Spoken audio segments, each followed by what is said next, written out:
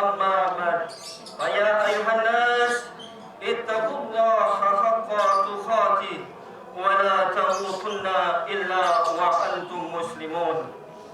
Allahu Akbar, Allahu Akbar, Allahu Akbar, walillahil hamd. Hadirin, hadirat, jamaah salat Idul Fitri rahimakumullah. Yang ditunggu telah berdatang, yang ditenang telah bertemu. Idul Fitri telah tiba di hadapan kita. Alhamdulillah, kita panjatkan puji syukur kehadirat Allah Subhanahu wa taala zat yang menentukan kita berhari raya pada hari ini. Sesudah sebulan lamanya kita menunaikan ibadah puasa di bulan suci Ramadan. Hari ini kita berlebaran lagi. Hari ini bersama ratusan juta umat manusia kita meninggalkan rumah, bergerak menuju tanah lapang atau ke masjid. Pada saat ini kita gemakan takbir bersama. Kita lakukan sholat berjamaah. Kita rebahkan kepala kita di atas tanah. Kita ungkapkan syukur kita dengan bibir gemetar. Subhana rabbiyal a'la wa bihamdih. Semoga Dia yang bertahta di arsy yang agung, yang bermukim di hati kita yang paling dalam, berkenan menerima syukur kita, baik yang kita ungkapkan dalam gemetar bibir kita maupun yang tidak sanggup kita ungkapkan dalam renung hati kita yang paling sunyi. Dialah Allah yang Subhanahu wa ta'ala berfirman, A'udzubillahi minasyaitonir rajim. Wa ayatul lahum anna hamalna dzurriyyatahum bil fulkil mashhun. Dan tanda kebesaran kami bagi mereka ialah bahwa kami angkut keturunan mereka dalam kapal yang penuh muatan. Quran surat Yasin 41. Kita keturunan manusia yang dibawa oleh kapal padat yang bernama bumi. Sejak lebaran yang lalu kita sudah menempuh perjalanan sepanjang 972 juta kilometer dengan kecepatan 107.000 km per jam atau 30 km per detik.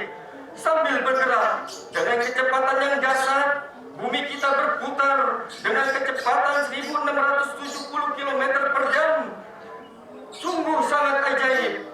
Walaupun kapal bumi ini bergerak dalam orbitnya 1000 kali lebih cepat dari mobil di jalan raya, kita bisa tinggal di bumi dengan nyaman. Subhanallah, walhamdulillah, wala ilaha illallah.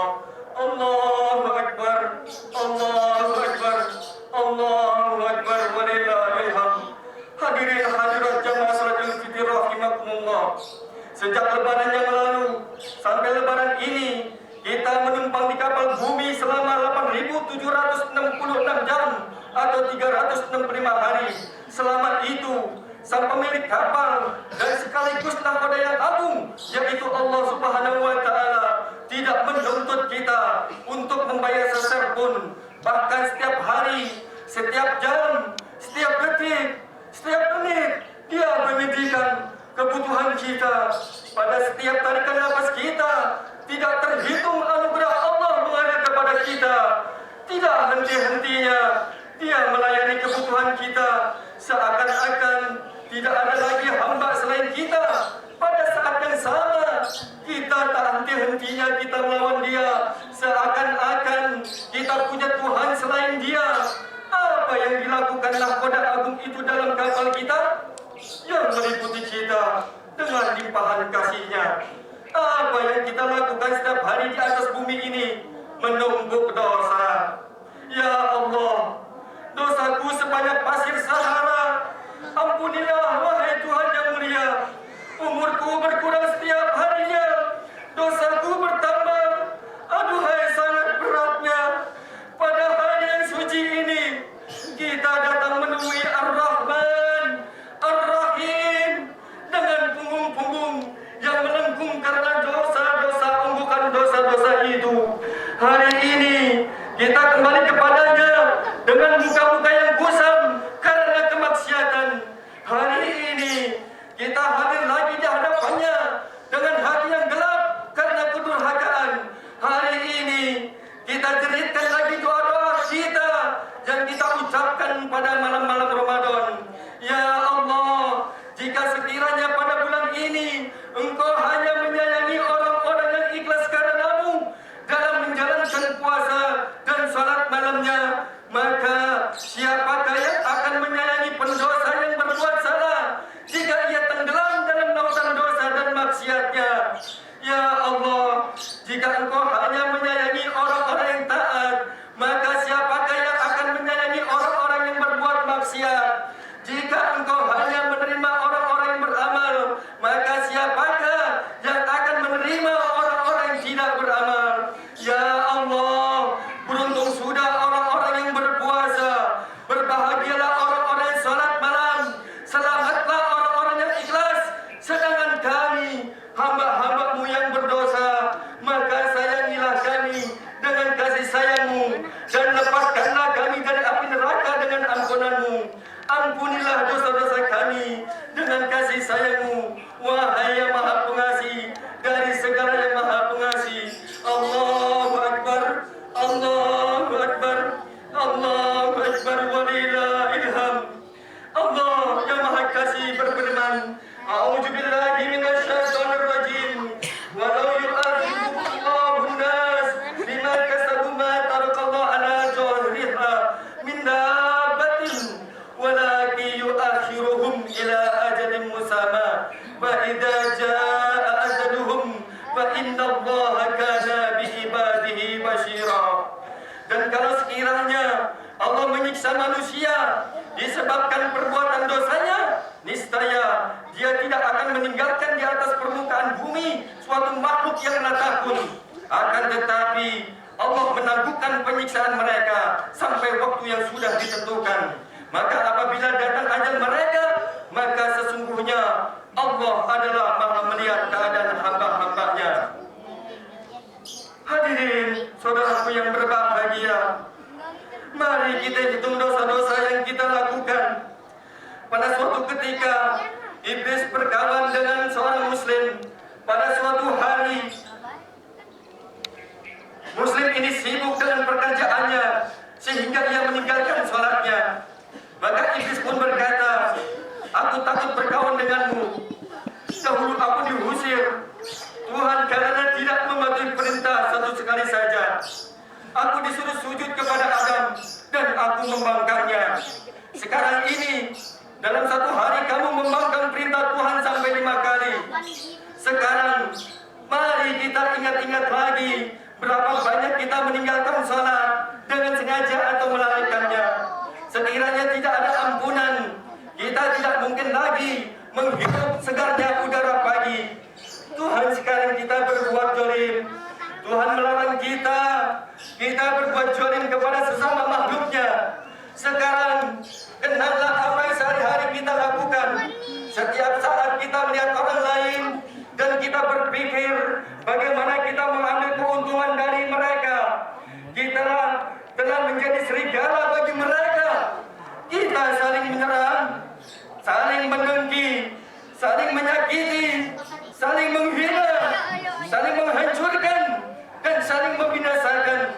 Semua itu kita lakukan agar kita bisa mengungguli orang lain, agar kita bisa memuaskan hawa nafsu kita yang rendah, agar kita bisa berpesta di atas penderitaan orang lain. Akan tetapi dengan sabar Tuhan kita menangguhkan ajabnya dengan penuh kasih. Dia menunggu kita kembali kepadanya. Allahu Akbar, Allahu Akbar, Allahu Akbar, walillahil hamd. Allah Subhanahu wa taala berfirman lagi, A'udzubillahi minasyaitonir rajim. Wa bi ayyi ala'i rabbikuma tukadziban. Maka nikmat Tuhanmu yang manakah yang kamu dustakan? Apalagi balasan perbuatan baik selain perbuatan baik lagi. Allah telah berbuat baik kepada kita. Dia telah membawa kita menjelajah alam semesta dengan naungan rahmat dan kasih sayangnya. Ketika kita salah, Dia memaafkan kita atau menangguhkan pembalasannya agar kita sempat kembali kepadanya. Ketika kita berbuat baik, Dia membalasnya dengan kebaikan berlipat ganda. Ahsin kama asallallahu ilaika. Berbuat baiklah kepada orang lain sebagaimana Allah berbuat baik kepadamu. Quran surat Al-Qasas ayat 77. Dia juga berfirman, seluruh makhluk ini keluarga besarku. Orang yang paling kucintai adalah orang yang paling penyayang kepada makhlukku. itulah sebagaimana Tuhan telah menyayangi kita, kita dimintanya untuk menyayangi sesama makhluk. Kita semua memikul misi Rasulullah Sallallahu Alaihi Wasallam untuk menyebarkan kasih sayang pada seluruh alam. Sebagaimana Rasulullah Sallallahu Alaihi Wasallam bersabda, "Ma la yarham la yurham." Kau tidak akan disayang apabila kau tidak menyayangi. Irhamu ma fil ardi yarhamkum man fis sama. Sayangilah yang ada di bumi, niscaya yang ada di langit, yaitu Allah akan menyayangimu. Apa yang kita peroleh kalau kita menyebarkan kasih sayang? Tentu Allah akan mengirimkan kepada kita tangan-tangan lembut yang akan menjahit luka-luka kehidupan kita dengan jarum-jarum halus kasih sayangnya. Apa yang kita peroleh kalau kita menebar kebaikan? Tentu Allah akan menggerakkan tangan-tangan mulia yang akan menyiramkan pada taman kehidupan kita hujan kebaikan. Apa yang kita peroleh kalau kita berusaha membahagiakan orang-orang di sekitar kita, terutama kepada kedua orang tua kita? Tentu Allah akan memuliakan kita dalam kehidupan dunia dan akhirat. Apalagi balasan perbuatan baik selain perbuatan baik lagi. Allahu Akbar, Allahu Akbar, Allahu Akbar, walillahil hamd. Oleh karena itu, dalam konteks mencari hikmah Idul Fitri, perlu kiranya kita bertafakur apa sebenarnya yang telah kita berikan kepada ibu bapak kita. Ini sangat perlu, karena dalam kehidupan modern sekarang ini makin banyak anak manusia setelah tumbuh menjadi remaja dan beranjak dewasa, bahkan setelah mereka berumah tangga, malah berlaku tidak sopan dan cenderung menyakiti hati orang tuanya. Sehingga seringkali kita menjumpai orang-orang tua yang mengeluh dan menyesali tingkah laku anaknya. Semakin banyak fenomena yang menunjukkan betapa hancurnya perasaan seorang ibu yang dahulu mengandung anak-anaknya dan juga ayah yang mencari nafkah untuk menghidupinya. Bila di usia senja mereka mendapat perlakuan kasar dari anak-anaknya yang sudah dewasa dan hidup berkeluarga, padahal dulu mereka sangat dibanggakan dan bisa mengurusnya di hari tua. Ketika kondisi fisik orang tua mulai melambat, kesehatan menurun, pandangan mata semakin kabur, pendengaran sudah tidak jelas lagi, dan ingatan semakin berkurang, tentu saja harapan mereka tinggal tertumpu pada anak-anaknya yang telah mapan. Bila di kemudian hari yang mereka terima adalah perlakuan buruk, maka tentu saja hal itu akan sangat menyakitkan hatinya. Apalagi kalau sampai si anak setelah merasa sukses memandang rendah ibu bapaknya, bahkan ada yang tega menumpahkan rasa dendamnya karena semasa kecilnya sering dimarahi, dikucilkan, dan kurang mendapat kasih sayang. Bahkan tidak sedikit anak yang telah melihat kedua orang tuanya berusia lanjut malah menelantarkan mereka. Seringkali disadari atau tidak, kita melemparkan pandangan sinis kepada orang tua. Jangankan menyium tangannya, untuk tersenyum pun kadang kita merasa berat untuk melakukannya. Bahkan tidak jarang ucapan dan tindakan kita seperti pisau yang mengiris hatinya. Kita juga sering melihat seorang anak begitu muda menyuruh-nyuruh orang tuanya. Jika dulu mereka telah kelelahan mengurus kita, anak-anaknya sekarang menyuruh mereka pula mengurus anak-anaknya. Dengan dalih anak-anaknya lebih senang dengan kakek-kakeknya dan nenek-neneknya.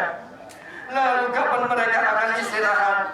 Kapan mereka bisa menikmati hari-hari tuanya dengan sedikit santai dan mengisinya dengan aktivitas yang mereka perlukan, terutama semakin mendekatkan dirinya kepada Allah Subhanahu wa Ta'ala. Hadirin hadirat jamaah salat Idul rahimahumullah. Sungguh pengorbanan orang tua adalah hutang yang walaupun ditebus dengan nyawa pun tidak akan terbayar. Allah Subhanahu wa Ta'ala berfirman di dalam surat Al-Isra ayat 33, A'udzu billahi minasyaitonir rajim. Wa qada rabbuka alla تعبدوا إلا إياه وبالوالدين إحسانا إما يبلغن عندك الكبر أحدهما أو كلاهما وتنهرهما وقل لهما قولا كريما. Yang artinya, dan Tuhanmu telah memerintahkan supaya kamu jangan menyembah selain daripadanya, dan supaya berbuat kebajikan kepada ibu bapa. Dan kalau salah satu di antara keduanya ada di dekat engkau sampai umur yang sangat tua, janganlah engkau mengatakan perkataan juga jangan engkau mengetak keduanya dan ucapkanlah kepadanya dengan perasaan hormat. Allahu Akbar, Allahu Akbar, Allahu Akbar, walillahil hamd. Hadirin hadirat sidang salat Idul Fitri rahimakumullah. Banyak tebaran dosa yang dilakukan anak Adam akan menuai balasan dan azab kubur sampai di akhirat kelak. Namun tercatat melalui sabda Rasulullah SAW bahwa durhaka terhadap orang tua mampu menyegerakan terbukanya pintu azab, kesengsaraan dan penderitaan. Mereka yang durhaka pada orang tua akan mendapat azab ketika mereka masih di dunia. Banyak cerita yang menguatkan. Saudara dapat buktikan langsung. Tengok saja kisah anak yang kurang berbakti kepada orang tua di kanan kiri saudara. Bagaimana nasib perjalanan hidupnya. Ada sebuah kejadian yang tertulis di dalam majalah Islami. Seorang anak yang membunuh ibu kandungnya sendiri, yang telah merawat dan mendidiknya dengan penuh kasih sayang, lantaran keinginannya mendapat sepeda motor tak terpenuhi. Tatkala jasad ibunya hendak diangkat dari pembaringan, tak semua orang dapat mengangkatnya. Beratnya onggokkan traktor. Anehnya, hanya sang anak yang telah membunuhnya yang sanggup mengangkatnya, sampai-sampai ia sendiri yang harus mengemumikan jasad ibu. Lebih aneh lagi, ketika ia akan naik dari lubang galian kubur sang ibu, kakinya bak dipaku dengan erat di bumi, tak bisa terlepas. Apa mau dikata? Akhirnya ia pun dikubur hidup-hidup sampai hanya terlihat kepalanya saja hingga ajal menjemput ruh si anak durhaka itu. Na'udzubillah min dzalik. Oleh karenanya, betapa santun Islam mengajarkan penghormatan kepada orang tua. Perkataan saja terlarang dalam Islam, apalagi menghardik dan bersikap kasar. Bahkan kita pun dilarang memaki orang tua lain, sebab makian kita tersebut akan mengundang orang lain untuk memaki orang tua kita juga. Beruntung kita orang tuanya masih hidup, karena masih memiliki kesempatan untuk berbakti. Sebab jika mereka sudah tiada, kita tidak bisa lagi mencium tangannya atau menatap wajahnya. Maka selama mereka masih diberi kesempatan nikmat hidup oleh Allah Subhanahu wa Ta'ala, kita harus memiliki tekad yang kuat untuk berbakti pada mereka. Minimal kita berhenti merepotkan, membebani, apalagi menyakiti orang tua. Syukur bila kita mampu menyenangkan dan membahagiakannya. Allahu Akbar, Allahu Akbar, Allahu Akbar, walillahil hamd. Sebelum kita tinggalkan tempat ini, perlu kiranya kita bertafakur sebanyak. Dengarkan rintihan hati. Mari kita jumpai Allah dengan penuh penyesalan. Akui segala kesalahan dan kemaksiatan. Setelah Allah menerima tobat kita, semua akibat buruk dosa itu akan dihapuskan. Bukan itu saja, Allah juga akan menggantinya ketakutan dengan rasa damai, kefakiran dengan kecukupan, kebodohan dengan pengetahuan, kesesatan dengan petunjuk. Dan pada pagi hari ini, mari kita kenang orang-orang yang kita sakiti dengan lidah dan tangan kita. Pernahkah kita membentak orang tua kita atau menyampaikan kata-kata yang dapat menusuk perasaan hatinya? Pernahkah kita membuat air mata mereka berdaya tanpa hak? Setelah ayah kita mandi keringat mencari nafkah dan ibu kita berumurah darah melahirkan dan membesarkan kita, datanglah pada mereka, bersingkulah di kakinya dengan segala ketulusan hatimu. Mohon maaflah, basahilah kakinya dengan linangan air matamu. Beruntunglah kamu kalau mereka masih dipanjangkan usianya untuk menerima permohonan maafmu. Jika mereka sudah tiada, maka jelitkanlah dari kedalaman hatimu dengan doa yang tulus. untuknya, tiada hilang pusaranya. Bersedekahlah, beramal soleh atasnya. Di tempat ini, marilah kita bacakan doa untuk mereka. Ya Allah, balaslah kebaikannya, karena mereka telah mendidikku. Berikanlah ganjaran pada mereka, karena mereka telah mendidikku dan menyayangiku. Jagalah mereka sebagaimana mereka telah memeliharaku dan menyayangiku pada masa kecilku. Ya Allah, untuk setiap derita yang menimpa mereka karenaku, untuk setiap hak mereka yang aku abaikan, jadikanlah ia sebagai penghapus dosa-dosa mereka. Pada hari ini, mari kita kenang orang-orang yang pernah kita sakiti dengan lidah dan tangan kita. Tengoklah orang-orang yang paling dekat dengan kita. Pernahkah kita memaki-maki istri kita yang diamanatkan Allah kepada kita untuk kita bahagiakan hatinya? Pernahkah kita melepaskan tangan dan memukulnya tanpa belas kasihan, mengiris-iris hatinya sehingga istri merajut derita dalam kesedihan malam-malamnya? Datanglah kepadanya, buanglah kemohanmu, ulurkan tanganmu, mohon maaflah kepadanya. Bertekadlah, mulai saat ini kamu akan berusaha membahagiakannya dengan kebeningan hatimu.